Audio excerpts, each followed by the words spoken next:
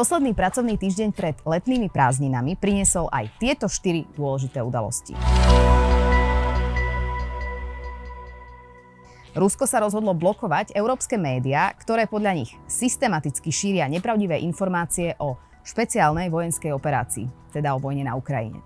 Na stránke Ministerstva zahraničných vecí zverejnili zoznam blokovaných médií, medzi ktorými sú aj denník N alebo SME. Národná rada schválila lex atentát, ktorý obmedzuje právo zhromažďovania sa. Už nebude možné protestovať pred bydliskami politikov, pred budovami úradu vlády, parlamentu či prezidentským palácom. Ja osobne si myslím, že bezpečnosť verejných činiteľov sa dá zaistiť aj bez zasahovania do práv občanov a občianok na zhromažďovanie sa.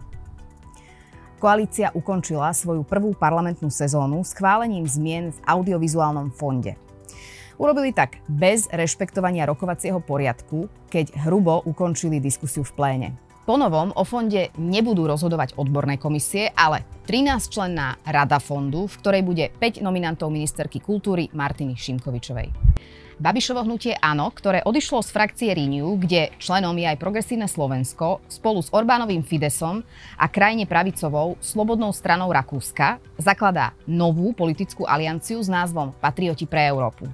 Faktom ale je, že na založenie frakcie je v Európskom parlamente potrebných minimálne 7 krajín. No a európski lídri sa dohodli na vedúcich pozíciách únie. Ursula von der Leyenová by mala pokračovať ako šéfka komisie, portugalský expremiér António Costa bude predsedom Európskej rady a šéfkou diplomácie Európskej únie by mala byť estónska premiérka Kaja Kallasová. Parlament bude o pokračovaní von der Leyenovej hlasovať už v júli počas plenárneho zasadnutia. O výsledkoch tohto hlasovania vás budem samozrejme informovať, no a dovtedy vám prajem veľa oddychu a krásne leto.